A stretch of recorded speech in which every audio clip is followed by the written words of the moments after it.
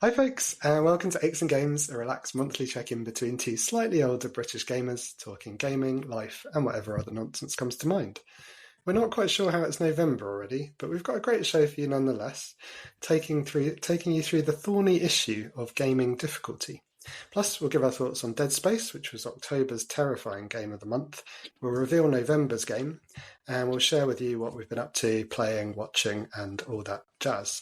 Before we dive in, don't forget, between episodes, you can find us on all good social media platforms and some rubbish ones too. We're at Aches and Games on those, or search Aches and Games to find our Facebook page, or email us at achesandgamespod@gmail.com. I'm Giles Nicholson. I'm Giles West. On most things, socials, Xbox, etc. And joining me as always is my good friend James Apes. James, you look a bit different this month. I don't know what you're talking about. It is technically Halloween when we're recording this, but I'm not wearing my bat hat and my cape because it's Halloween. It's just what I normally wear on a Thursday, so definitely not here. Nothing to see here. All good. My name's James. I've been doing this podcast for a year, as we'll talk about later. But for now, I'm on social media as You Have to Laugh with the number 2 of my barely accessed or kept up with old social media accounts for my parenting blog. Also at Aches and Games. Obviously, as Giles already mentioned, I do the Facebook and what else do I do? Instagram and TikTok now, which we'll talk about later on as well. Ooh. TikTok's great. Really blowing up on TikTok. Very exciting.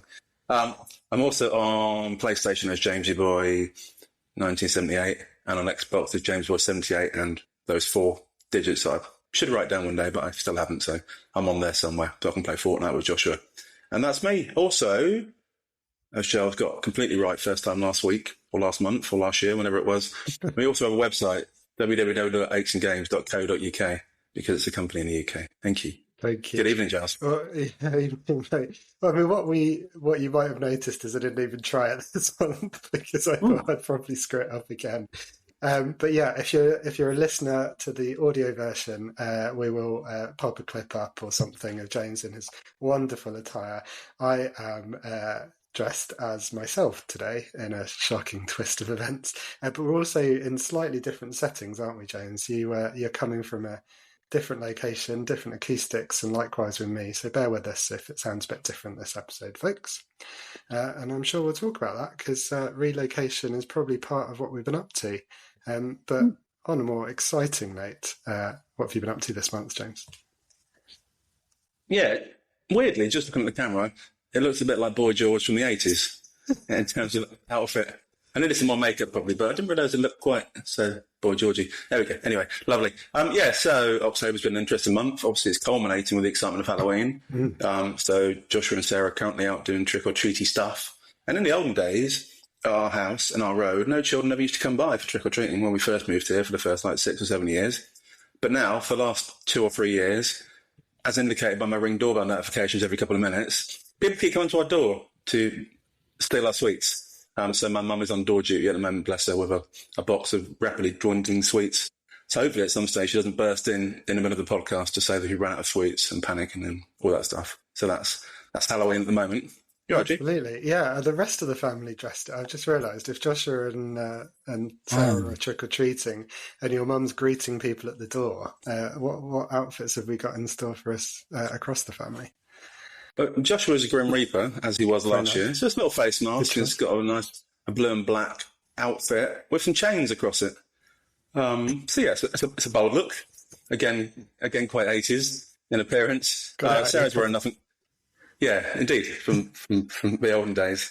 Sarah's wearing nothing at all, or nothing Halloweeny at all. She's wearing some clothes. She's not naked Halloween is not a thing in Tylist. And my mum is wearing her normal clothes as well because she was just trying to avoid it completely and has now been dragged into it because I'm doing a podcast and people keep knocking at the door, or ringing at the door, rather. But there we go. So, yeah, I said October culminated in Halloween, but it's been an interesting month. It's been okay. We've had half term, so we're currently in the middle of half term still at the moment. It's kind of clash of Halloween this year, which is fun. And we went away for a couple of days to a place in the New Forest called Ringwood, which I'm sure most people have probably heard of, but maybe you haven't. Who knows? So we stayed in the Premier Inn. We always, every half term, try and spend a night or two in something salubrious like a Premier Inn or a travel lodge. Premier Inn was a posture of the two this time. And I had a breakfast. Very nice. So we had a good time there. We had some walks. We saw some horses, but didn't touch them, obviously, because it's the New Forest. Didn't really touch and feed horses in the New Forest. Very bad. And we also met with a retired friend from work. He retired literally a week and a half ago. I've worked with him for about 15 years and never once been to his house. But within a week of him retiring, we went down there and went to his house and went out for dinner. That was very pleasant. And he paid for it as well, which is even better. So I'll definitely be going back down there again for the free dinners, which is very pleasant indeed. So it's nice to be away. And as you can probably imagine, and as you kind of alluded to earlier, I'm in a half new location this month for recording the podcast. Podcast? What's a podcast? Blimey. Whole new genre. I'm in my mum's new kitchen this month, which is very exciting. If you get excited by kitchens, obviously. So I'm in here at the moment. It's not functional yet because as yet the drainage isn't attached. As I mentioned last month, we can turn on the taps, we can fill up the sink, and then the water just falls on the floor instead of going out into the sewers like normal people do. So again, it's still very much oldie days at the moment, but the exciting news is they fixed the roof issues, which I probably talked about last month and the month before and the month before that. So now we have a vaguely flat roof that doesn't leak. Happy days. We're just waiting for the scaffolding to be taken down early next week, and then the plumber can come back and fit all the drainage stuff. So hopefully, week commencing the 11th, my mum's kitchen will be usable because it will have working stuff and the water will go somewhere. So she can move in here, have a bit more space. So it'd be my first and last time recording a podcast in my mum's new kitchen, because this time next month she'll be in it making dinner and other things that people do in kitchens, probably. That's the bulk of my stuff, Giles, the week away and the decorating and the constant excitement of chatting to the builders, trying to figure out how to fix a roof that doesn't want to be fixed. But we've made it. So we're almost there. And hopefully next month I can give you all the exciting news. It's pretty much finished, apart from our ensuite and bathroom, which I will talk a bit more about in a minute. What have you been up to, G? And I'll come back to me in a sec. Yeah, well, fantastic news. And it's I can't imagine. And we had about 2 months, maybe 10 weeks of work in our house earlier in the year, listeners may remember. And it was exhausting. So what you guys have gone through is huge. And yes, looking forward to getting that resolved for you. We've had quite a fun month. Hannah's ongoing sort of 2 months of birthdays continues, which is really fun. We had a kind of family birthday party thing. So she's got a niece and nephew who are a little bit younger. And so we were trying to come up with something that would be fun for everyone, hopefully. So we did a kind of retro kind of kids style party, but for the whole family, with some different games. So some sort of kids classics, like sort of Pin the Tail on the Donkey, but on brand for this podcast. We had to pin the controller, or pin the D-pad on the controller. So that was quite fun. And lots of other sort of kids-based stuff, and then some sort of more grown-up stuff like Pictionary and things like that to balance it out. So yeah, it was really fun. Got together, dinner with friends and family. Plus, it was our anniversary, so we had a nice dinner there as well. Went off to the Woodsbean in Newbury, or near Woodbury. In Woodbury, Newbury, even. Miles away from Woodbury. Yeah, where is Woodbury? I don't even know. It's existing. It sounds like that might have been in Woodsboro. That was Screen, wasn't it? Again, very topical. And we went to a comedy night in a local cellar. Like a commercial one rather than just someone's cellar, with the Brimbles, which was really fun as well. So apart from that, mostly been trying not to buy a MetaQuest headset, getting very tempted. I might give you an update on that perhaps next month, because I don't suspect I'll manage to resist, if I'm honest. You said you had a few more things to cover, Joe. Yeah, I was going to say, what's the point in having temptation if you don't succumb to it? So the whole point of temptation isn't to succumb at some stage after a bit of a battle. I was talking to Craig the other day, by the way, and he mentioned that you happened to be in the very front row of the very tiny theatre for the comedy, and that therefore it's quite an intense experience. Yeah, I was. That's a very good level of detail, because I was genuinely terrified. I think we all were when we sat down, and then we were talking about how we'd be picked on, and hoping to somehow look inconspicuous despite being like 2 feet away from the comedian.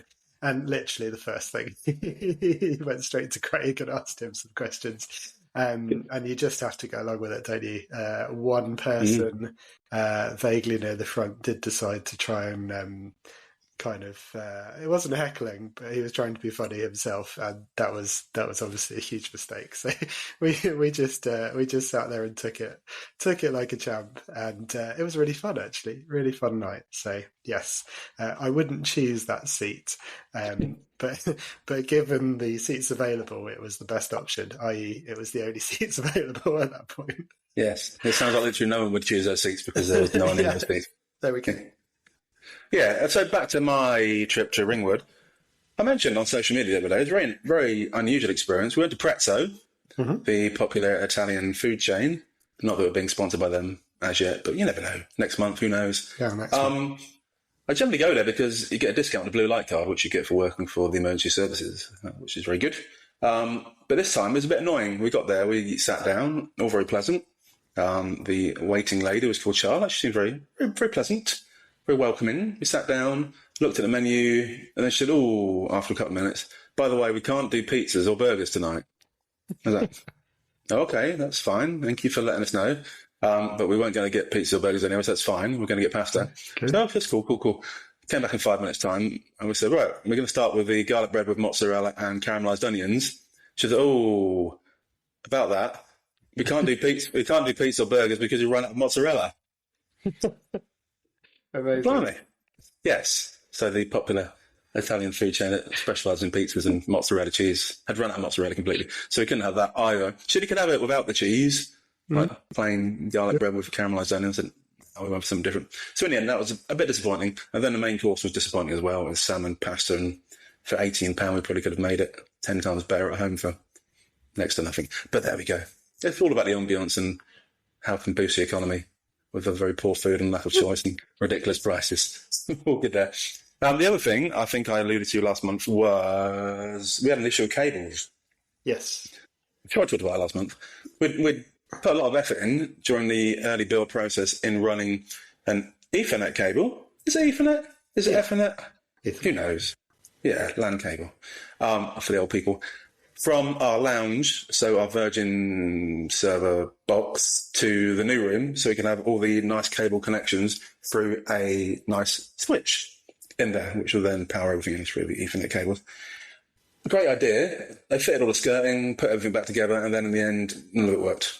So it was very disappointing last month, I think I mentioned, because just a lot of effort went into it. So we bought a massive big black cable now, which goes around the entire outside of the building, but magically you can bury it underground so no one will ever see it. So I've got a big black cable. It works fine. I've managed to get the switch working, so it wasn't a switch issue. It was a cable issue because it had been squished. So that's all sorted. So the last issue now, the building work, is trying to plan around Christmas. Because as you know, we generally have a Christmas party in sort of mid-December, and we generally have lots of relatives around on Christmas Day. And the next part of the building work is to knock our existing bathroom and toilet out and turn it into a bathroom and an ensuite. But obviously during that period, we won't be able to do anything that people normally do in bathrooms and toilets. So we're going to have to share my mum's bit for a few weeks. So we've got to try and work out whether it's physically possible to fit all that building work in before the Christmas party or not. So that is the next bit of suspense that we're trying to work out of our builder over the next few days as to how long the next part's going to take. And the risk is that Christmas will happen without any toilets or washing facilities for the whole family, which wouldn't be ideal. So there we go. That's that bit. So I move on to TV programmes, G. We normally do it at this stage, don't we? Yeah, let's do it. Any highlights of the month? No, back to maths. Celebrity SAS finished, and we're very impressed with the two ladies that won it in the end. One of which used to be on Love Island and Towie in Georgia. She was superb. So often... No. Oh, okay. No, Georgia Harrison. Oh, okay. Different. No, different one. Yeah. So it all surprised me in Celebrity SAS because you get the big beefy looking blokes at the start who said, "Yeah, I'm going to go all the way to the end. Nothing will stop me. I'm amazing." And then they sort of cry out halfway through. They have mental health issues, or they get injured, or they just give up and realise it wasn't for them. Like John Barrowman I mentioned last month, who lasted 32 minutes and gave up. But Georgia, she got all the way to the end. Not particularly strong-looking lady. Not particularly someone you would assume would complete SAS training. But she was amazing. She was very bold, tried everything, didn't give up. Very mentally strong. She's been through a lot in her life as well with revenge porn and stuff. She brought some legislation through Parliament which got approved before she went on the show. I was really impressed. So we always like it when the ladies who you think are going to go out in week one get all the way to the end and prove that it doesn't matter what gender or size or age or ability you are, as long as you've got the right mental attitude and give it a good go, then people do well in life. So I always like that. So really good show. The only other thing we saw was a program called Fool Me Once. Well, can't remember if I mentioned it last time, but it had Joanna Lumley and Michelle Keegan in it. It's an eight-parter on Netflix, and it was really good. So it was someone she used to be a fighter pilot and married to a man, and then the man got shot. And a year before that, her sister had been shot and killed as well. And it all unfolds into a massive mystery involving the whole family and a surprise killer. And it's very much up and down and really good. So I recommend that to anyone. So I think it's called Fool Me Once. It'd be called Fool Me Twice, but I think it's Fool Me Once. Makes more sense. So reach out on Netflix if you haven't seen it already. Really good. Anything you've been watching or enjoying or listening to, G? Yeah, no, a few things, but Fool Me Once, I'm pretty sure is a Harlan Coben book. Yes. And I think that they've got a sort of deal with him to do multiple things. And I saw they've made a few of his books into shows on other channels in the past. I've really enjoyed them. And my eldest sister, Beth, absolutely loves Harlan Coben. So, yeah, no, I keep meaning to check it out. We don't have Netflix at the moment. We always subscribe to something else, and there's always something else to watch. And we keep saying we'll sort of binge it for a couple of months and catch up on everything, but we just haven't got to it yet. So yeah, no, Fool Me Once is definitely on my list. So thank you. That's a good reminder. Speaking of subscribing to other things, we've got Disney Plus. So as it's Halloween, getting into the spirit of spooky season in October, I've been watching Agatha all along. So it's one of the Marvel shows, sort of spin-off from WandaVision, which itself was essentially a spin-off from all the films. Having kind of got quite bored of the Marvel stuff in general, got real sort of superhero fatigue. I was starting to watch Agatha all along very much in a sort of second screening and not really paying attention. But I really enjoyed WandaVision because it was so weird. And so I was keen to watch it. And I've got into it anyway. So it's Agatha is Agatha Harkness, who's a witch in the sort of superhero adjacent kind of world, but in a slightly more magical district of the superhero world. And it's her and a coven of witches having to sort of go along this witch's road for fairly sort of basic reasons, but essentially it means every week there's been a bit of a different kind of challenge and adventure with the characters. It's pushing the story along, so it's tying in with WandaVision, which is really good. And again, a bit like a lot of these Marvel shows, it feels to me like it's a show with a purpose to sort of advance the wider thing. So, but by the time it's got towards the end, it's really started to pick up. And it was the finale. Today in the UK, it came on, I think, last night US time, so Wednesday night US time. So I haven't got to see the finale yet. So depending on when we finish recording and when this gets uploaded, I'll be watching that. But feels sort of, again, October relevant, and I would recommend it. It's been fun. On a little bit of a handbrake turn, the other thing that we've been watching, which also I'd strongly recommend, but you're going to need to be in the right frame of mind, is a show called A Small Light, which is on so UK Gold, formerly known as, and it's on the streaming service You. But that was on Disney Plus as well. And the reason why we finally got to it was while we're in America, they announced that it's another of these shows that they just randomly pulled from their streaming service and decided to effectively kill so that they could get a tax break. And yet this is a really well-reviewed, like crazily well-reviewed show based on the couple, Miep and Jan Gies, who helped hide Anne Frank and her family. So it's a drama. It's very serious. It's a really hard watch, but it's also surprisingly sort of funny in amongst the horribleness. And we are also up to the finale of that one. So we're having a month, very different shows, but we're having a month of nearly having completed things in time for the podcast, which might also become a trend by the time I get to gaming. But yeah, really interested. Really recommend it. Like I said, it's not as dry as you might imagine, but it is a hard watch. I mean, it's incredibly sad, and incredibly sad with things going on in the world that we don't seem to have quite learnt our lesson. lastly from me, I also just wanted to highlight a film that I saw, which was Joker 2, or Folie à Deux. Have you seen the first one, James? Uh, yes, years ago. But Uh, I've heard about the new one. I've seen the adverts for it and stuff, but never actually got around to watching it. I've seen the film for a long time, actually. But carry on, you're the film buff. yeah. Enlighten us.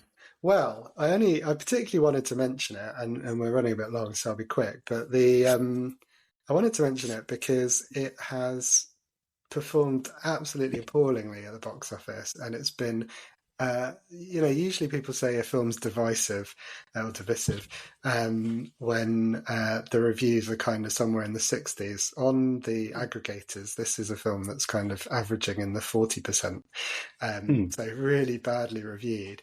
Terrible box office. I can completely see why people hate it. The first film was a kind of clever deconstruction of the kind of Joker origin type story, and I think got a little bit latched onto by some sort of slightly scary type people because it's sort of about, laughing while the world burns, essentially. But the second film, in their wisdom, is a musical almost entirely set in a courtroom, um, and it pretty much goes nowhere in terms of advancing the story. It's all very much just the court case that would follow that first film. So I can see why it hasn't done particularly well, but also I really enjoyed it. And I came out of it, I watched it on my own in the cinema. It was during the day, but it was literally just me in the cinema. Not a great sign for a film that's been out about a week at the time. I came out, I looked up some reviews and stuff because I try to not see too much before I see a film because I don't want to sort of sway myself. Saw how absolutely slated it was getting, and thought, is it just me? And then this week, Quentin Tarantino's come out and said he loves the film, he thinks it's brilliant, and I suddenly think, I'm not sure actually if that's better. It's nice that someone else likes it, but I'm sort of 50-50 of whether that's a good thing. But yeah, if you're interested in watching something which has really got genuinely very strong reactions, mostly negative, but from me very positive, then I would recommend it. And it's just come to streaming. So last month you were a bearded Judith Chalmers, and this month you're a slightly less weird Quentin Tarantino. Wonderful. Slightly less weird. I will take that. That's very kind. Slightly. Okay, well, it still counts. Yes. Nice. Probably slightly less rich as well, probably, to be fair. Yeah, I think that's definitely more than slightly. That's one. Oh well, I'll take it. I'd rather be normal than rich. No, actually, let's not dwell on that one. Right. Okay. Just quickly, any podcast news? You mentioned TikTok, James. I've heard of this. I've never used it. I'm not quite as old as I'm trying to make out. I do know what it is, but yeah. How are we on TikTok, and how are we doing on TikTok? Oh, blowing up, Charles, blowing up. It's a weird one. I've had TikTok for a while and watched some videos on it, but I've never contributed to TikTok before. Okay. This is in my parenting blog days, because it's meant to be the next big thing, but I couldn't really be bothered with it, so I didn't. So it wasn't the next big thing for me. It was just something that watched some silly videos on. But then I posted one of our video clips on, and loads of people watched it. Like thousands of people saw it. And then people at work were saying, "Oh, I saw you on TikTok the other day." I'm like, "Okay, that's really odd." So there's obviously an algorithm at work there which links me up with people, even though I've told it not to. They managed to find people I work with and shows in my various podcasts and out of work ventures. Literally 5 or 6 people of various ages who I don't know that well come up to me and say, "Oh, I see you on the podcast the other day." Cool. So it's got some potential, TikTok, for us. So we've now got our own Aches and Games TikTok account as well, where we share some clips and some interesting bits. So do look out for the Aches and Games TikTok account in the future. It's a pretty cool name for it. I have no idea what it is. TikTok account. Yeah, look at that. Also, on the technical side, very excitingly, our website, which you probably remember is achesandgames.co.uk, not com, definitely not com. Its domain authority is now leapt up from 1 to 4, which is a massive increase. So for those who aren't in the know, the domain authority tells you how important a website is, and therefore, generally speaking, how much you can flog links for on the website to other people who are unscrupulous. But yeah, it just shows that people have been looking at it. It's deemed to be fairly trusted, and some people have been linking to it, which has put up our domain authority a bit. So check it out while it's still young and fresh before it has so much traffic and so much media attention that it'd be impossible to get to it, because that's, like we said before, exactly how websites work. So please do check it out, and TikTok. That's good marketing, James. Scarcity. We need if you really want to find out what this website's all about, you've got to get in before it runs out. So yeah, spot on. Only so much to go around. Indeed. And the only other update I think, which is worth sharing, is thank you for those of you who've been following us since the start. Very welcome, warm welcome to any new listeners. And we do have a few new followers, and we had a few new listeners this month, so hello and thanks for joining us. But we are coming up to a year, as James mentioned, so next month we'll maybe do a bit more sort of reflecting back. But we started off by saying that we really wanted to hear from you guys in terms of contributing towards anything you're playing, anything you want us to play in terms of our monthly game. And just a shout out, which we haven't done for a couple of months, for if anyone has anything that they want to raise for the pod or any suggestions or feedback, please do get in touch on all those channels that we rabbit out at the start. Right, I think we've gone record long at the start again, James. Shall we get on to half of what people may be here for, which is the games? What have you been playing? Oh, I thought we were going to start talking about the aches. That's annoying. On to the games. Boo. So we normally spend the first bit talking about our game of the month, don't we, Giles, from October. And obviously for October we picked not really a spooky game, more of a horror type game with the occasional jump scare, which was Dead Space, which is obviously a fairly recent remaster, which smashed its way onto the Xbox streaming service. That's what I'm playing on, the Xbox. Yeah. It's on both. It was PlayStation's monthly game last month, but it is still on Xbox Game Pass via EA Play. Actually, I've been playing it on PlayStation, so thank you for reminding me that. They're both sit next to each other, and the controllers are very similar, apart from the PlayStation one's a lot better. Obviously, Xbox better, yeah. Good point. So as you remember, as Giles described last month, Dead Space is about a team going to sort of a mining rig, which is in space, but it's having a bit of a bad time. So it's not performing technologically as it was intended. So therefore this team go up to try and fix some bits and make it do things like it should do, like, I don't know, welcome mining ships and stuff. But when they get there, disaster has struck, regrettably. Makes it even more poignant because the main character who you play has a partner on the ship who is part of the medical crew, probably. And he's a bit worried that when he finds that the whole place has been taken over by dodgy aliens and everyone's pretty much dead, that his wife might be one of them. So that's part of the plot. And as we said last month, it's quite scary, but it's also meant to be sort of a psychological mental health thingy for the main character, because he's also got that terror and dread that his wife might be a monster that's going to eat him as well. So that's roughly the game. It's on a ship called the Ishimura, roughly pronunciation, and it's an interesting game, isn't it, Giles? What's your initial thoughts been? I've done the intro this time. Let's do it the other way around. Yeah, that was very nice. I think first impression was it looks bloody gorgeous. I mean, it's horrible, obviously, by the time you get to all the, killing and feasting and such. But it looks fantastic. I mean, the lighting looked really good. It's got this real sort of sense of weight. I loved like clomping my way around in my little space suit around the Ishimura, which is sort of, again, in the tradition. I think we talked about this a bit for Still Wakes the Deep, that kind of sense of a place kind of having a personality almost. So really enjoyed the sort of griminess and the sort of weight of the place. Jumped a few times, certainly at the start. It's very dark, so they could do with electrician on the Ishimura, I think.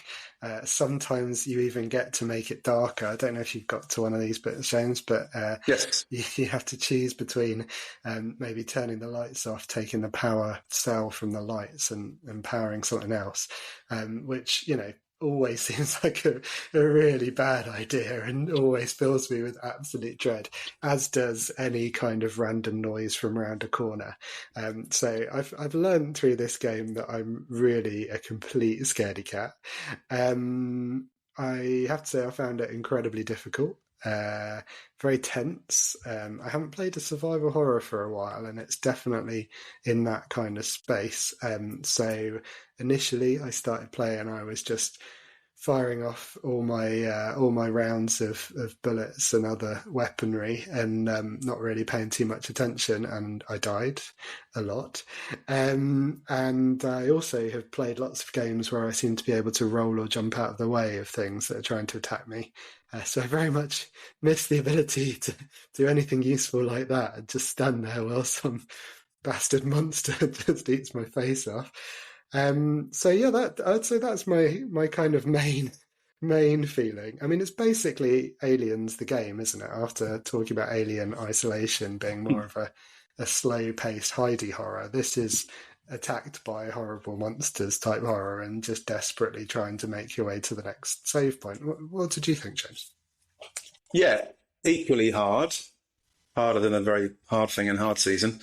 But yeah, so for the first probably hour, it annoyed me because it was a bit too hard. It was really disappointing. So I don't normally mind hard games. I'm not bad at games. I'm quite competent in life generally and at gaming. But this one I found quite hard.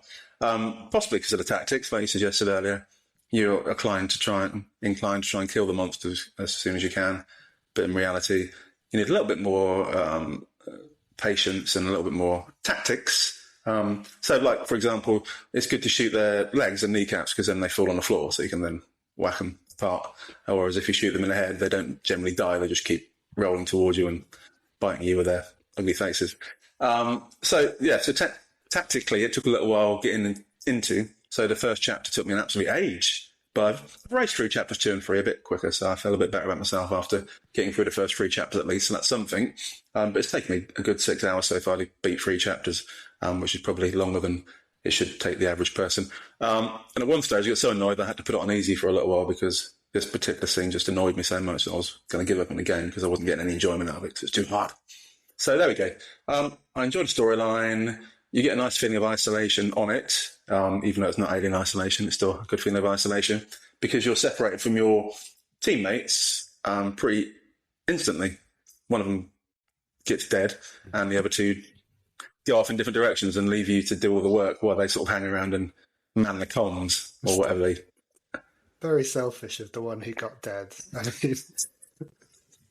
Yeah, when she arrives, breaks her leg, and then you come back to have a chat to her and she gets mauled and dies. She said, if you're an extra in that film, you won't get paid much for being in the film because it's barely in it. Useless character. But spoiler warning for the first 10 minutes of the game. Also, spoiler warning for the original Scream, if anyone hasn't seen that movie coming up. But it's a bit like that, I suppose, isn't it? It's a bit like having a sort of famous actress and they don't make it to the credits. Yeah, so a bit disappointing. But the other 2 crew members so far in the first 3 chapters go off and do their own thing while you are left completely alone, feeling bad and hoping you're not going to run into your dead wife in monster form at some stage, which in the first 3 chapters you don't, which might be a spoiler. Who knows what happens later on. Fascinating to find out. But anyway, like Giles said, it's on the ship, so it's very, very dark in places. And like you mentioned, being at the low power status of the ship due to the technological issues, sometimes you have to turn off the lights or the lift in order to open a door, which is an awful design feature of the ship. I don't know who designed it, but I need to go back to ship school. That's ridiculous. And a lot of the time you're in a room which is dark, and then you can be in a room which is like full of smoke, and then you can be flying around on a jetpack, which is quite fun, but can be a little bit disorientating when you're trying to find out where to go in your jetpack. And there's one bit as well where you got a nice centrifuge which swings around and tries to take your head off. That's quite good fun. I enjoyed that part. There's a few little puzzly bits where you got to try and work out what you're doing. A lot of the tactical parts trying to work out how to avoid or kill the monsters.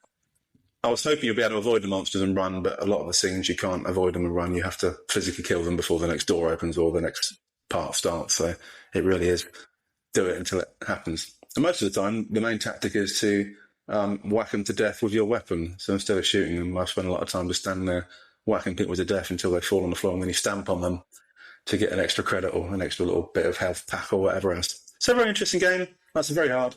I think I will complete it because it's not annoying me as much as it did at the start because I've got into it now and it's a bit easier now. I've got used to it. But yeah, good game. Quite horrific in parts, quite gory, but entertaining thus far. Yeah, interesting. I was going to ask you if you were going to finish it, so thank you for preempting that.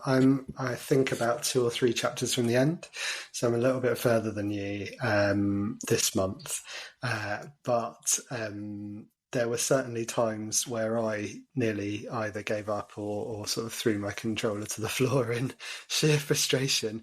And I didn't think I would get as far through it and enjoy it as much as I have. So, yeah, something kind of clicked a bit more for me later on in the game. And I feel now that at least it's fair, even though it can be quite punishing.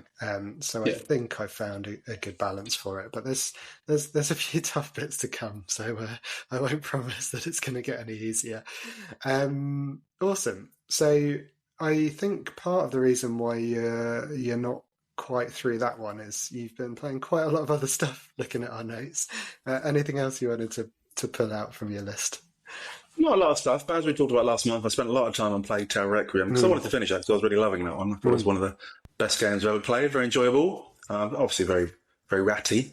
If you don't like rats, an awful game for you. But it's very dramatic. Kind of an emotional ending, not to give too much away. There's a kind of big choice for the main character towards the end to make in order to save the world, as often happens in types of games. Similar in some ways to The Last of Us, which we talked about before. So it's got some elements of the game of Uncharted in that you creep around in bushes and try not to attract the enemy.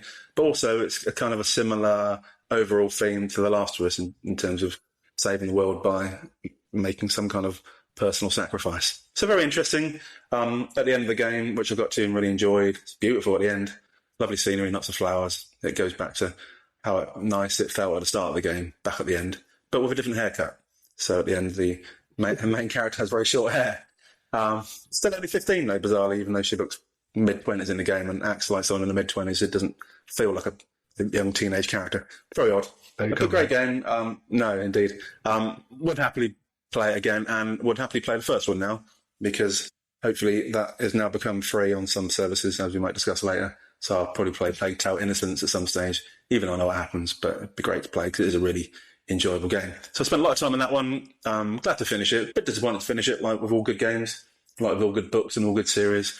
When it comes to an end, you're happy that you've got to the end because it's really nice, but disappointed that you can't play anymore. So, yeah. And I know Scotty, our good friend, started playing it. Don't know how far he's got. I know he loved The Last of Us, so hopefully he's been enjoying it. If he hasn't been enjoying it, I'm sure we'll mention it, and we'll mention it in the next pod. But hopefully he's been enjoying it. If he's not enjoying it, it's a bit silly because it's a great game. So, Scotty, if you're listening to this, don't be silly. Be good. So that was that one. And I've also spent a lot of time playing Fortnite, the game I reassured myself I'd never get into because I thought it was going to be arse. Turns out it's arse in part, but it's really enjoyable in other parts. So me and Josh have been playing it a lot together. And what I probably didn't realise at the start is there's lots of quests, there's lots of different chapters, so the whole map changes every few months and you get whole new characters and whole new range of weapons and whole new storylines, which is quite good fun. So the season at the moment has been Marvel, so sort of linking back to Giles' WandaVision, and every time you said WandaVision I thought you were going to say One Direction, but you didn't, which is good. Rest in peace. Yeah, indeed, blimey. So there's lots of Marvel chests where you can get special Marvel type weapons, like you can get Iron Man's gauntlets and thingies, jetpacks, so you can fly around a bit, and lots of cool stuff as well. So there's also a Halloween bit that came in for Halloween, which obviously finishes tomorrow in there. So there's lots of Halloween bits in there, so you can get like pumpkin shooters and exciting Billy Bomb that go off, and people running around the bikes and do lots of challenges with the people from the Texas Chainsaw Massacre. So really exciting, really enjoyable, and every now and again you have a live event, so everyone around the world clubs together at the time, goes on Fortnite at this particular time of day on a particular day and watches a live event. You sort of take part in it and try and kill off one of the big characters, and then you get an input, or you get to see what the next chapter is going to be, where the storyline's going, and sort of feel part of it. So it's really interesting. So the next live event is on tomorrow, Friday the 1st, the day this podcast comes out. So if you listen to it tomorrow, fair play to you. I won't be, but good luck to you. So if you listen to it tomorrow, 10:30 tonight in the UK, it will see the live event where it ends the Halloween season, might end the Marvel season, and then we'll introduce the next one, which involves festivals and lots of music. So very interesting things coming up. So me and Josh have been enjoying it.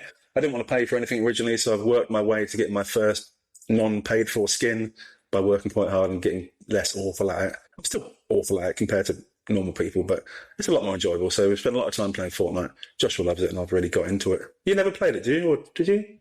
Yeah, I've played it more recently because, Hannah's nephew, Ted, hi Ted, you shouldn't be listening. You probably aren't listening. But given what you just said about TikTok, James, I'm suddenly paranoid that people I know will see this.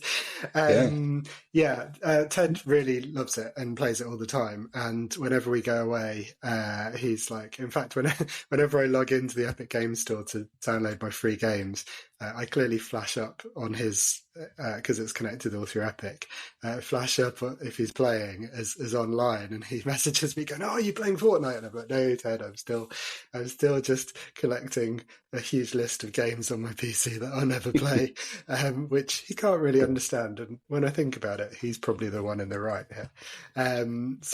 But whenever we go away together as a family, as a group, especially, he's like, "Make sure you bring a Switch and we can play Fortnite." And yeah, I'm awful. I'm awful generally. I'm okay at first-person shooters. Not so good at the third-person perspective in Fortnite. But also particularly bad because playing on Switch.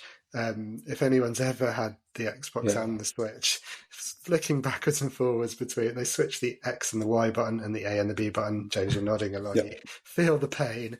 But that's horrendously difficult for my little brain to get around. I can just about go backwards and forwards between PlayStation and Xbox, but the Switch and the Xbox, particularly because they're literally opposite, that's like rubbing my stomach and patting my head at the same time. I just cannot do it. And especially when Ted, bless him, he's very supportive, but he will be saying, "Oh, just press Y," and I'm hammering on what appears to be X. I do keep thinking I should probably play it a bit without him, just so that next time he wants me to play, I'm not quite so bad. But so many games, that's the problem. So that's what I've been doing in the evenings on Fortnite without Joshua when he goes to bed. If I've been getting annoyed with Dead Space or had enough or played Direct with too many rats, then I have a couple of rounds of Fortnite on my own in the ranked or unranked and play against strangers, and lots of children are very good and lots of adults that spend far too much time playing Fortnite and destroying me within seconds. But I've been working my way through the quests and getting through all the different challenges, and that's been quite rewarding in itself. There's also loads of different games within Fortnite, which I didn't realise. So you can play like Red versus Blue and lots of different challenges. There's like escape rooms on there. There's like different adventures you can play with your Fortnite characters. It's really good. So I recommend Fortnite. I thought it was going to be awful. And in some ways it is, but it's quite entertainingly awful in lots of ways. And I'm quite excited about the live event tomorrow at 10:30 at night. That's how shallow my life has become. I'm excited about a Fortnite live event. On a Friday night as well. Let's recognise the fact that a few years ago we would have been out, socialising with real people. But this is better, isn't it? And fascinatingly, Joshua's away at a sleepover tomorrow night, so he can't see the live event. So he's asked me to log on for him, record it on my phone so I can show him the live event when he comes home the next day. So that's my level of dedication as a father. Amazing. And a general gaming icon. Because you want to see it. Yeah, I'm sure there'll be other parents very much nodding along to that. And like I said, with me, nephews, Dylan's grown out of it a little bit. He's moved on to other things, but yeah, Ted is bang on the age and the target audience. One of the other things I've been playing, I'll be really quick, is Until Dawn. You talked about it in our sort of spooky special last month, so I don't need to describe it. If anyone doesn't know, it's a sort of interactive movie type game, but you have a bit of agency. You control the characters, move them around, and you have to make lots of decisions. I mentioned going backwards and forwards between the two controllers, so those quick time events where you have to quickly pick a button. I basically had to predict roughly when they're coming and look down and remind myself where the buttons are. Yes. So that was a bit of an extra challenge. But I completed that in October, so that was my kind of break from Dead Space, just in terms of it was still very horror themed, but more sort of 80s slasher type horror. But it was a totally different type of game, not frustrating at all. So that was really fun. I really enjoyed it. It's nonsense, isn't it? Like the first half of the game is a proper sort of slasher type movie, Friday the 13th type setup. I really enjoyed, and then it takes a bit of a turn in the second half. But also, I just wanted to say I was doing very well. I don't want to pat myself on the back, but I will. I was doing very well to keep everyone alive, right up until the last kind of sequence, at which point I lost pretty much everyone. I think 2 people survived my game, so enjoyed that one. It was fun, and the Quarry is included in Game Pass at the moment on Xbox, and I think some of the Man of Medan games, or Man of Medan's the game, isn't it? The anthology games are on PlayStation Plus, so I might well try another one because I really enjoyed that. Just quickly, because I haven't played a lot of them, but I wanted to highlight one of that you mentioned playing Fortnite with Joshua. Hannah and I have been playing Super Mario Brothers Wonder on the Switch. I got it for her, or for us, because we talked before about how sort of 2D platformers or 2D games without fixed cameras, probably kind of the best balance of fun and frustration for her at the moment in particular. And Super Mario Bros. Wonder is a relatively recent side-scrolling Mario game. Starts off incredibly twee, I've got to say, and it was a little bit like, this isn't just really childlike, but I know a lot of sort of reviewers and stuff who I trust who said it was great, and we're completely into it. It's really fun. So between that and Bubble Bobble, which is something that Hannah played a lot when she was younger, and which is available on Antstream, and where she could really show me how to play, which was a lovely little turnaround. She absolutely was carrying the 2 of us during some sessions of Bubble Bobble, so I'm sure we'll be playing those for a couple of months to come, so I'll talk maybe a bit more in detail in the future. Just to link a couple of your bits together. Obviously, Until Dawn was made by Supermassive Games, isn't it? Yes, indeed. Yes. And obviously, the other nice games you've been playing have been 2D side-scrollers, but I've been playing not a lot of, we played it today with Joshua, Little Nightmares 2, which we talked about in our Halloween special last month. And being that I'm wearing a Halloween outfit today, although it's my normal Thursday attire, just as a recollection. We're really enjoying Little Nightmares 2. But Joshua said, it's probably one of the most disturbing games he's played. And I was like, yeah, you weren't meant to be playing it, son. I was just giving it a quick go. And then he wanted to have a go, and then it got to the part where there's a teacher with a really long neck who reached around. And then we both got a little bit freaky. And then he passed me back the controller saying, can you do this bit? I don't like this bit. No, nor do I. So yeah, it's deep and dark the whole way through. It's definitely not a 2D side-scroller. It's going into the page and coming out of the page and going left and right and up and down, all over the place scroller. They're definitely 3D. They're quite complicated if you're not used to that kind of stuff. But really good, really atmospheric, like we said before. Perfect for Halloween. Lots of sort of creepiness in it. You don't really know what's going on, like we said before with Inside and Limbo. You don't really know what's going on. And I still don't know what's going on at the moment. There's lots of people with clay faces who seem to have children with clay heads that you can smash an off with a hammer. Bizarre. But yeah, really enjoying it together. Hopefully Joshua won't want to play it again in the future, because my guess would be he's going to have a couple of little nightmares tonight when he goes to bed about the game, and I probably will too. It's really good. So definitely recommended for any adults and any older children that aren't scared by teachers with massive long necks who eat you. All good. Yes, that was when you were talking about it last month. That particular section was exactly what I was thinking of when I was, I think, trying to describe how I really enjoyed it. But that section, that was the one for me. You mentioned Supermassive, so they're developing the third one, aren't they? So the first 2 were the people who made the first 2 have moved on to do something else, but is effectively Little Nightmares as well. It's very similar. Supermassive, who did Until Dawn, I think are actually developing the third game for the Little Nightmares. Is that what you were linking? No, Little Nightmares 2 has Supermassive in massive bold font when you load it. Oh, right. Oh, okay. There's a key then. It's a Supermassive Games, Unreal Engine, Bosch, which is why I linked it back to this one. That's how my brain works. It looks for patterns and tries to draw in. I'll chop this bit out, James. It'll be fine. I like to make myself sound clever, so we'll get rid of that. Excellent. So that's what we've been playing. Is that everything, James? I think so. Literally everything. Yep. We played a little bit on the Switch on holiday, but I'll talk about that later in the hardness section. Good plan. Because we do have to rattle through. We've got this month's Game of the Month, November, to talk about. So what have we chosen this month, James? Do you want to take us through it?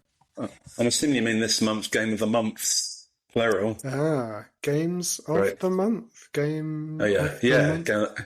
Games of the month. Yeah, not game in the month. Game Makes no of sense. the month. Yeah, I Yes. mean, there we go. One Yeah. each. Insert your own pluralisation. Is that a word? Who knows? Anyway, so this month we're going to be playing a game some of you might have heard of called Call of Duty Black Ops 6. So that's currently for free on the Xbox subscription service. You can also buy it on Xbox as well for like some quid. But in real life, like on PlayStation, about 70 quid, so it's quite an expensive game. So a good benefit of the subscription services. We've probably talked about subscription services at length before, so if you are interested in our views on them, please look back at our previous episodes. It'll be good for our follower count and boost our ratings. Lovely. So this game only came out very recently, probably October the 24th, off the top of my head. Complete guess.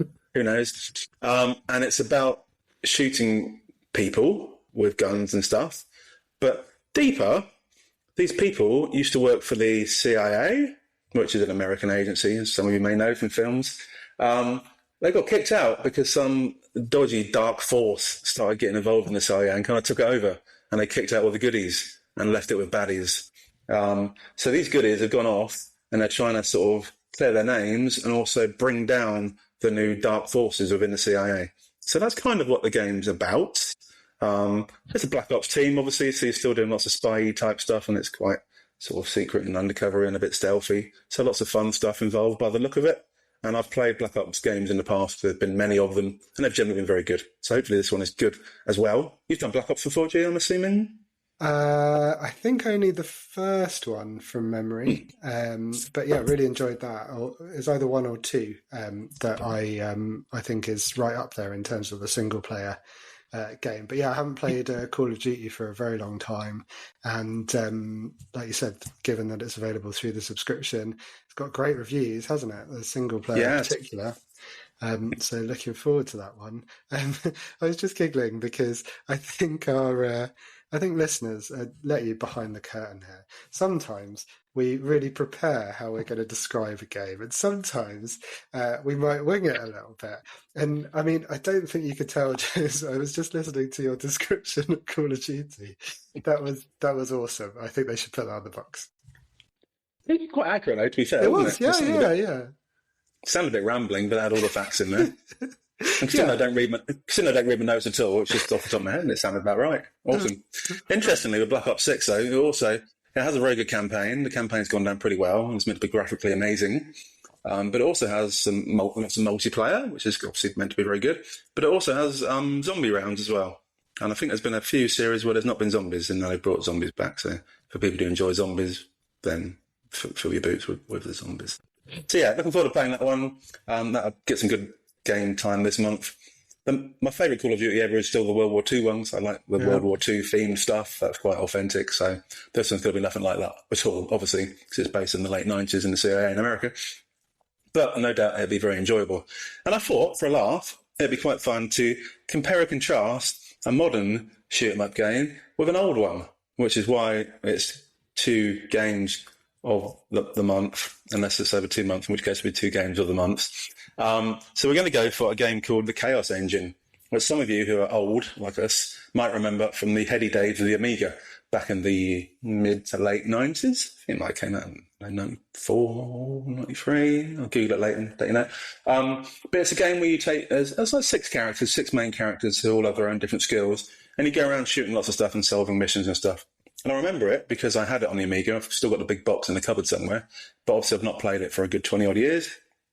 And it's available on Antstream, which I subscribed to, and Giles said he wasn't going to unless I did, and I did, and therefore he had no willpower at all and went straight in and boshed it. So we're going to give that a go as well to, like we said, compare and contrast. Obviously, I'm guessing there are going to be some small differences in terms of the graphics and sound and maybe some of the gameplay features. But we'll talk about both of them. It covers our remit of covering old games, but also we're doing cutting edge with Call of Duty Black Ops 6. Yay. Yeah, we've come dangerously close to being relevant on a couple of times this year. Only a couple, yeah, James. For those of you not able to see James at this very point, he's casting doubt on those But we have, okay, let me rephrase. We have played relatively new releases every now and again, which is a bit of a surprise because we do both tend to play through sales or through subscriptions, so we tend to be a bit behind the times. But again, with Xbox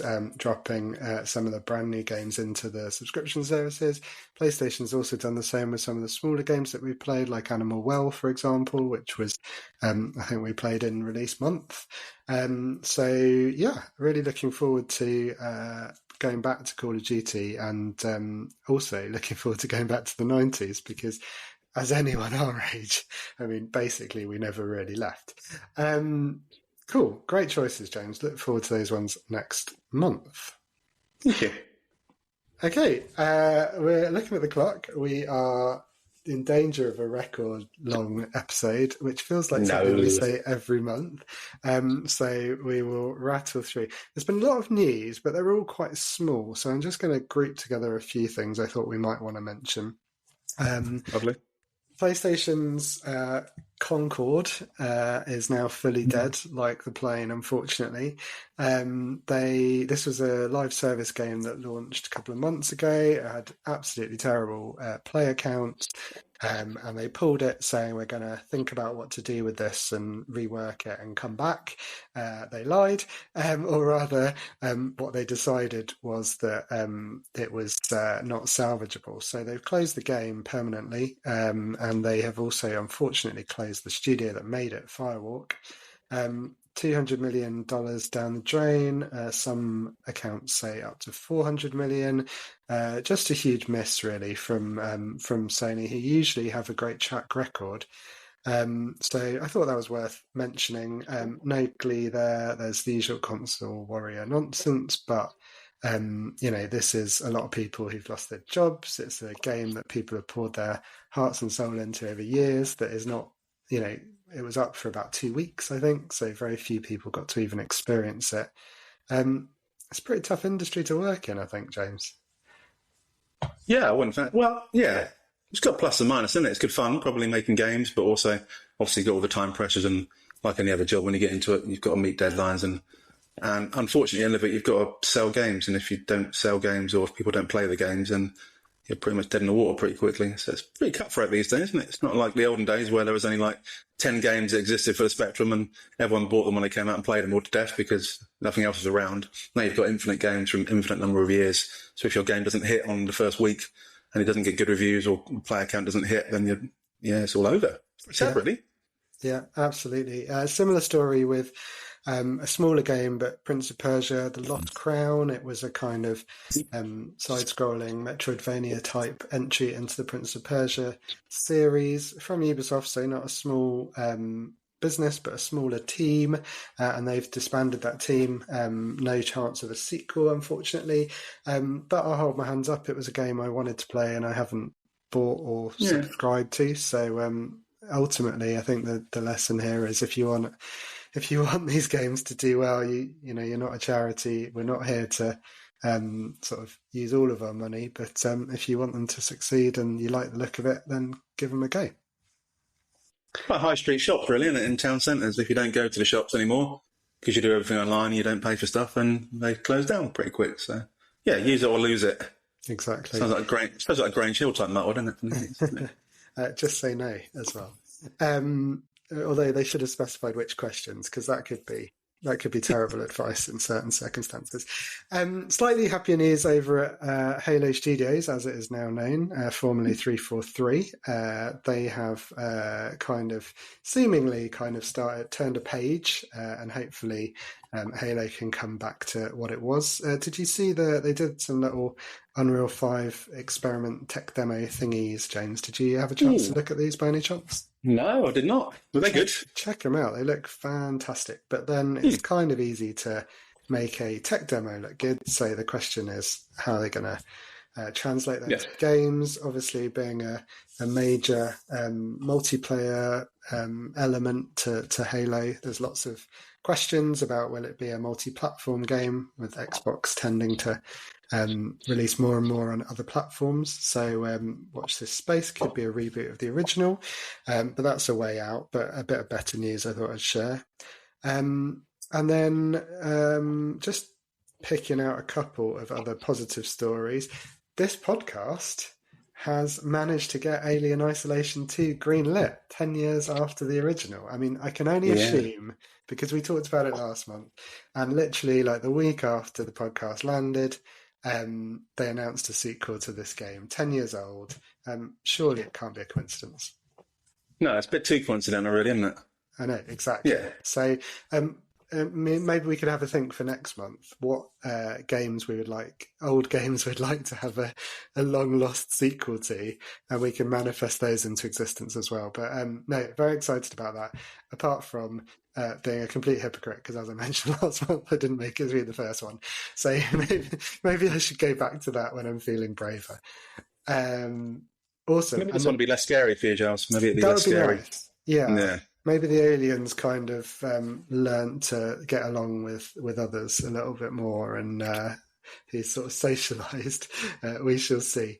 Loads of other good stuff. Very encouraging previews for Indiana Jones and Stalker 2.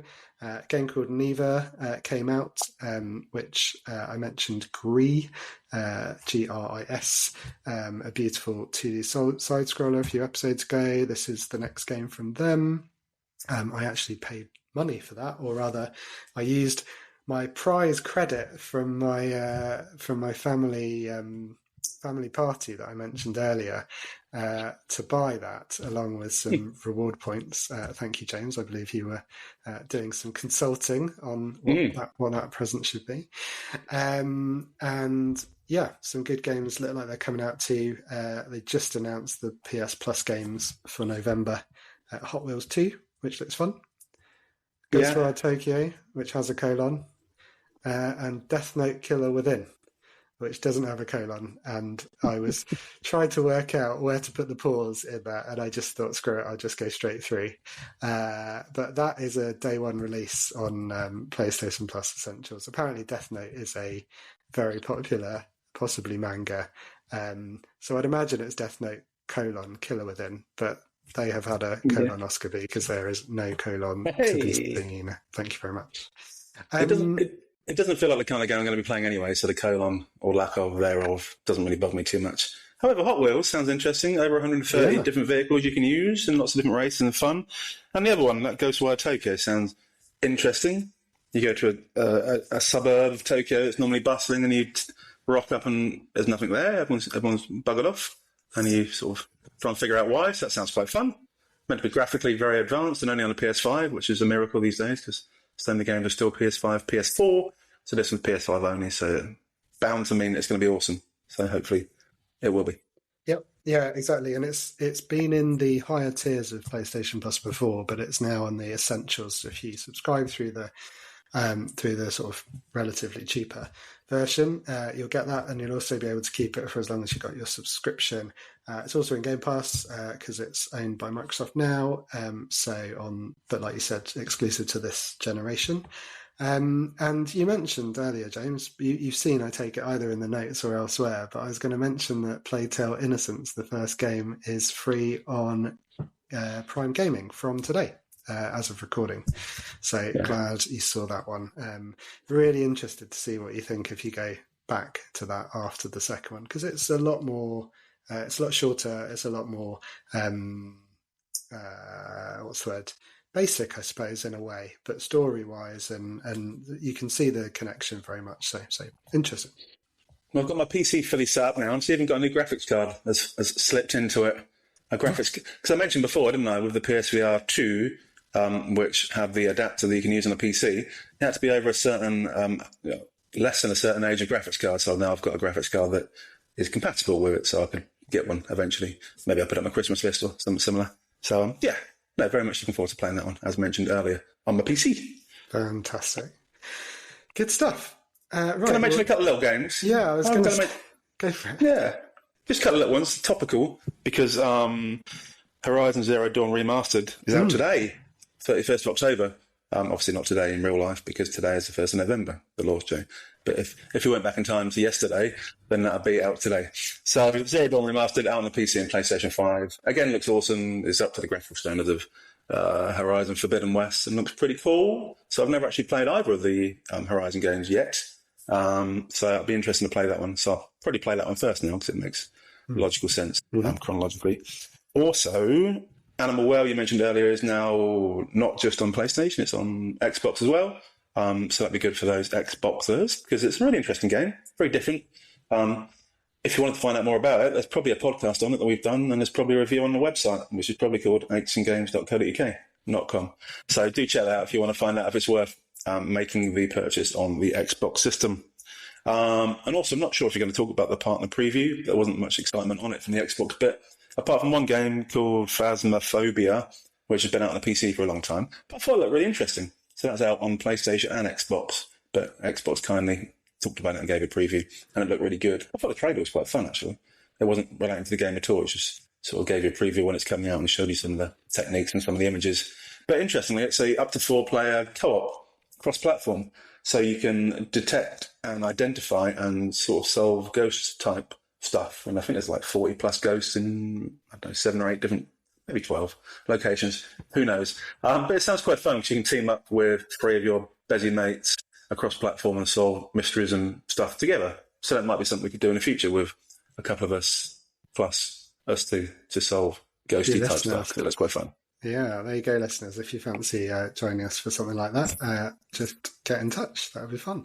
Thanks, James. I'm really pleased you went back to it as well. I was trying desperately to keep us under an hour and a quarter, but they were important things to say. Yeah, the stream was I thought was a bit lackluster, but it got sort of surprisingly good feedback. I thought there was a multiplayer game from Remedy in the Control and Alan Wake universe, which could be fun as well. But yeah, it feels like there's one of these more or less every month at the moment. So I think the novelty is sort of losing its luster, but comes to what you said, there's so many games coming out, and it's quite hard to stand out sometimes in the field.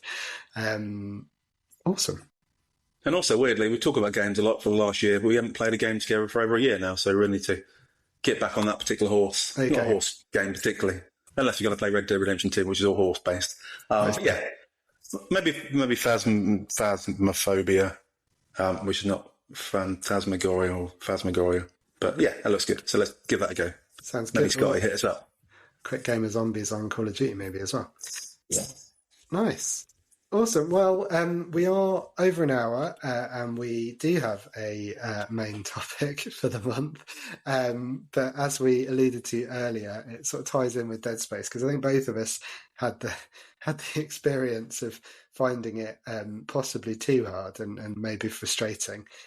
We thought we'd just quickly talk about gaming difficulty, and this does seem to come up quite often, whether it's the Souls-like type games with people asking them to put in difficulty options, partly for accessibility, that sort of thing. But I thought it was worth us talking about, what we usually play on, what sort of difficulty we usually play on. If we find challenge fun, anything we found too hard, too easy, that sort of stuff. So you mentioned, your Dead Space experience. I think you mentioned something else as well, didn't you? Another game earlier. Yeah, it feels like this topic's going to end on a really positive message, like our previous topic, where we ended it with saying there's no such thing as bad games. Everyone likes different games, so just enjoy what you enjoy doing. So I think there's going to be a similar message at the end of this one, just looking forward. However, yes, Dead Space we both found quite hard, and I expressed my masculinity by dropping it down to easy difficulty so I could enjoy it. I didn't feel the urge to crack on with getting murdered time and time again for hours on end. I like to see where games go. Obviously, developers have put a lot of effort into games, and it's nice to see where they go to. Plague Requiem, like I said, was a perfect difficulty level on normal because it was difficult, it was challenging, you had to redo some bits over and over again, but it always felt achievable. And I think the prime difficulty level for me is where it feels achievable but challenging. It's a perfect balance between the two. And that varies by game. So some games normal is too difficult, some games normal is far too easy. So you've really got to give it a go and then adjust it to see what you feel the urge to do. And like most things, it all depends on mood, how much time you've got available, what other things you've got on the pipeline. Like if you're chucking 20 hours repeating the same thing in Dead Space and you're missing out on playing lots of other games and you're missing seeing where Dead Space actually goes. So I didn't feel bad at all by dropping to easy for a little while just to make some progress. And I think I think you were tempted to do the same, weren't you? But I'm not sure if you actually went to easy. I think you soldiered on, didn't you? I soldiered on, although it was really like I was probably one death away from dropping it down. I had a few moments where I think I'd probably made some poor choices in terms of my my inventory or sort of burning through things that I needed later on. But also, I think not very good, if I'm entirely honest. But yeah, I haven't yet had to. But it was an interesting. You said you had no hesitation in dropping down to easy. I think that's a very good position to be at, because I think I probably should have given up sooner and taken the drop. But was there no part of you that was like, "Oh, I want to get through this"? Where do you find that balance? You said you wanted that challenge. So I think when you take time away from something, it's good as well. So if you got really stuck on a particular battle sequence and there's no recent save point, it's just really, really annoying you, just go and play Fortnite for a while, or go and play Kitten Simulator or something else, just to get your mind off it. Come back the next day, because sometimes, have a conversation. Touch some grass, as Joshua likes to say. So sometimes when you come back the next day, your competence level is rapidly increased, bizarrely, because you're in a better mood, you've got less tired fingers, you've eaten better, you've had a Red Bull, who knows? But some days, having a break and come back, you can actually continue on the same difficulty level. But when you come back the next day and you still can't complete the stupid area, then you might as well just drop down to a lower difficulty setting for the rest of the evening and just have a go. So yeah, I had a bit of a debate. I probably tried about 10 times the same scene. Couldn't get past it. Was getting no enjoyment out of it. And it was either giving up on the game completely, but I was being contractually forced to play at least 4 hours. I thought, I need to drop down to easy here, otherwise I'm going to not enjoy it at all. And I was glad I did. So no regrets. Don't look back in anger, all that stuff, yeah. Very, very wise. Yes, I was stubbornly soldiering on, but I've definitely dropped down to easy difficulty on other games, and I think specifically when it's story driven. I think for me the sort of satisfaction is to see what's happening next. So yes, it's it can be. You want the challenge, you want some kind of challenge, I think, in most games. If you're just kind of blazing your way through, there's maybe it sort of stops being engaging. But ultimately, yeah, if it's story based, you wanna see what happens. And we talked about how many great games there are, especially with the subscription services. There's plenty of other things you could be doing with those hours rather than, advancing one room and blowing yourself up. Yeah, and also like the Plague Tale Requiem, a lot of it is about avoiding rats and destroying rats and lighting torches so that rats don't come near you. So if it did become too difficult, which it didn't because I'm really good at it, I'm just that good, then yeah, there's no point in just continually failing to destroy rats that you've already destroyed 1,000 times. You don't get any life bonuses. You're not going to put on your tombstone that, yes, I destroyed those particular rats after destroying all those other rats. Unless I have a really tedious the rest of my life, in which case I'll make sure that goes exactly in my tombstone. Make a note of that, Giles, just in case. So yeah, if it's getting a bit samey, you're not getting anything new out of it, then like you said, in a story-driven game like that, then you want to see what's going to come next, because that's half the point of playing the game, is to see where it goes rather than just getting stuck and getting grumpy. Interestingly, though, I read an article the other day about difficulty levels over the passage of time. So I think in the 90s and 80s, games were quite hard. And looking back, I can't remember many games on my Spectrum or even Amiga that I actually finished. Whereas these days, on the PC and Xbox and PlayStation, I finished most of the games I play. So something must have changed. I can't imagine I've got much better at them over the last 30 years because I'm old, fat, and my fingers are sausagey. But maybe it's that these days, with the different options for difficulty settings, that's definitely an improvement because you can pick the one that suits you.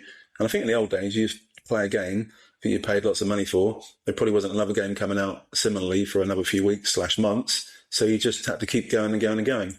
And some of the games in the Spectrum and Amiga games were incredibly frustrating because you just kept dying and kept dying, but there was no other games to play, so you just kept dying until you stopped dying. So in the end, you got good at it, which I guess is a good life lesson.